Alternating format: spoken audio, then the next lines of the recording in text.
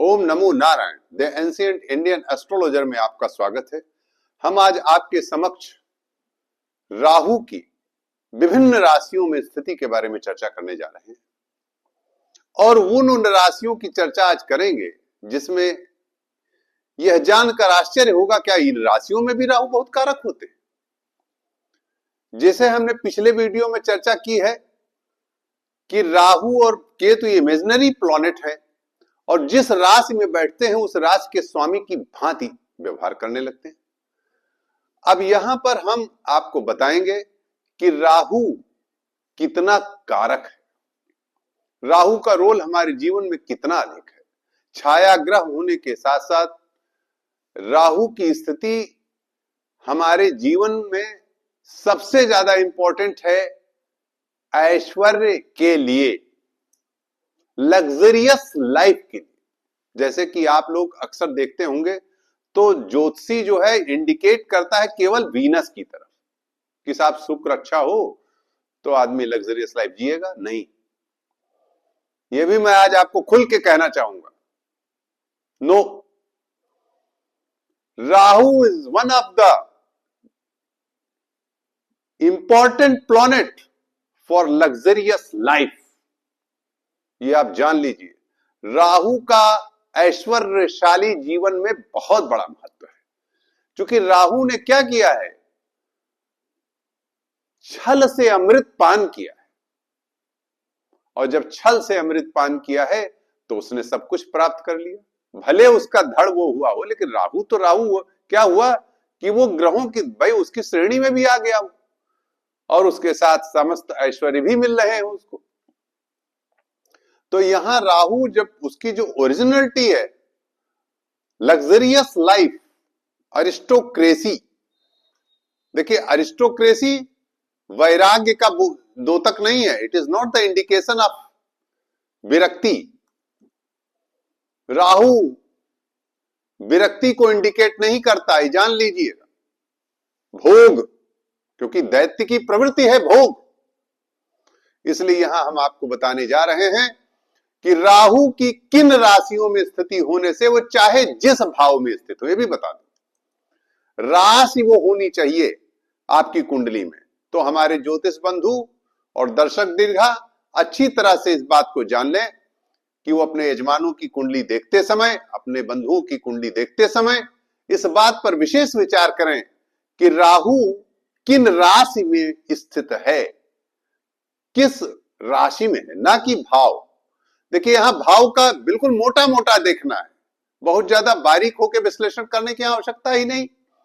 वो तो हम बाद में तमाम ऐसे बिंदु है जिसपे राजयोग आदि इन सब की चर्चा करते, लेकिन ऐश्वर्यशाली जीवन जीना और नेचर में भी आपके ऐश्वर्य होना, देखिए दो चीजें हैं। आपके पास पैसा होगा लेकिन आपका नेचर नहीं होगा एंटरटेन करने का, नेचर नहीं होगा लग्जरियस लाइफ जीने का। बहुत से लोग ऐसे होते हैं, बहुत से लोग ऐश्वर्यशाली जीवन, पैसा भी होता है, ऐश्वर्यशाली जीवन भी जीते हैं। तो राहु की किन राशियों में स्थिति ऐश्वर्यशाली जीवन जीने के लायक बनाती है, इस पर आज हम चर्चा करेंगे। हमारा टाइटल है आज का, हमारा शीर्षक है राहु की सिंह वृष कर्क कन्या में स्थिति। अब देखिए मैंने चुन लिया है पहले ही जो आपको आज हमने बताया है, राहु की सिंह वृष कर्क कन्या में स्थिति, द पोजीशन इन सिंह राशि, वृष राशि, कर्क राशि और कन्या राशि। जातक को घोड़ा, वाहन, नौकर, चाकर, जमीन, बंगला, ऐश्वर्यशाली जीवन देता है, भोग देता है, पूरी तरह से भोग।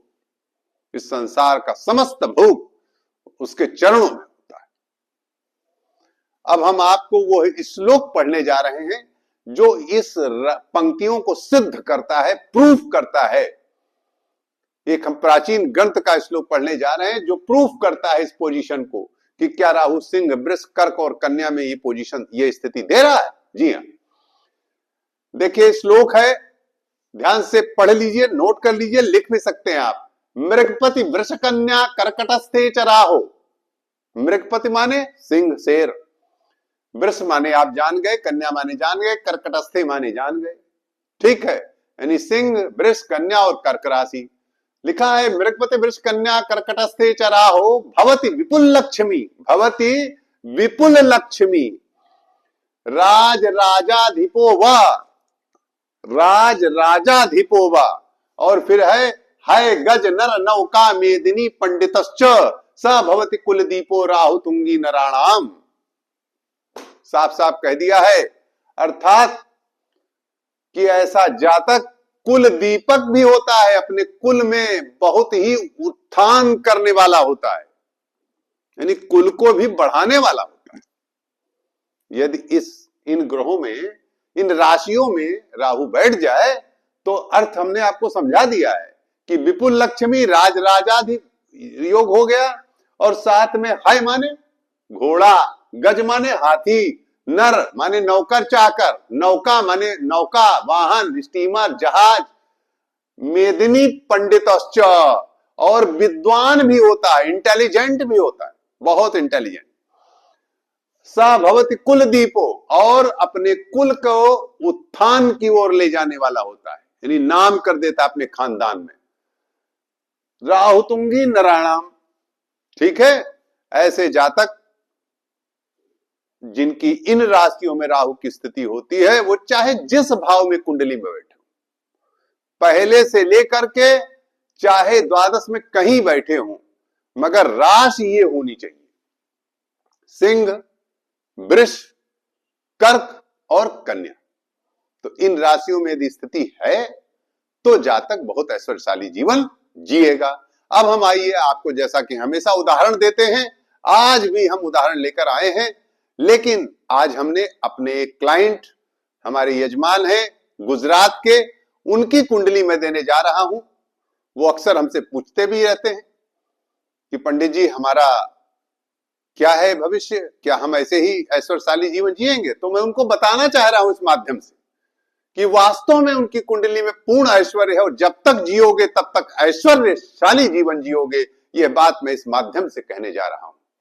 इनका भी वृष का राहु है। देखिए, ये देखिए, एक गुजरात के जातक है, नाम नहीं बताऊंगा, वो जान गए होंगे।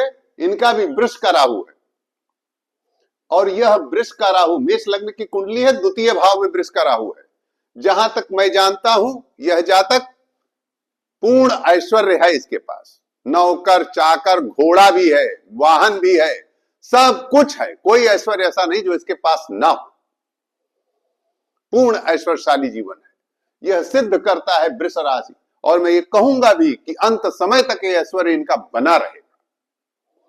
आइए, अब हम इसी क्रम में, हमने एक सेलिब्रिटी है राजेश खन्ना, जो प्रसिद्ध अभिनेता हैं, इनका नाम हमने नहीं लिखा, राजेश खन्ना, आप लोग अच्छी तरह जानते हैं, प्रसिद्ध अभिनेता श्री राजेश खन्ना जी की कुंडली है मिथुन लग्न की, और इनका सिंह का राहु है। देखिए, ध्यान से देखिए, आप राजेश खन्ना जी के बारे में, जो प्रसिद्ध एक्टर रहे हैं, आप अच्छी तरह जानते हैं कि कितने एरिस्टोक्रेट थे। वो जल्दी प्रचार भी नहीं करते थे इन सब चीजों का जो और लोग करते रहते हैं। बहुत एरिस्टोक्रेट, नेचर से, कर्म से, और उनको मिला भी बहुत, बहुत बड़ा बंगला था उनका, और उनके पास ऐश्वर्य, सुपरस्टार हो गए वो, मतलब भोगपूर्ण, पूरा जीवन ऐश्वर्यशाली रहा, पूरा भोग रहा उनके जीवन में। तो यही मैं आज आपको बता रहा हूं कि श्लोक भी मैंने पढ़ा, उसका अर्थ भी बताया है, और मैंने 2 कुंडलियां उदाहरण के लिए दी हैं। आप सभी भी अपनी अपनी कुंडलियां देख करके, अपने यजमानों की कुंडलियां देख करके जान सकते हो कि आपका जीवन ऐश्वर्यशाली होने वाला है। ये आप अच्छी तरह जान सकते हो। आशा है कि आपको एक कार्यक्रम अच्छा लगा होगा। आप अपने कमेंट बॉक्स में अवश्य लिखेंगे। नमो नारायण।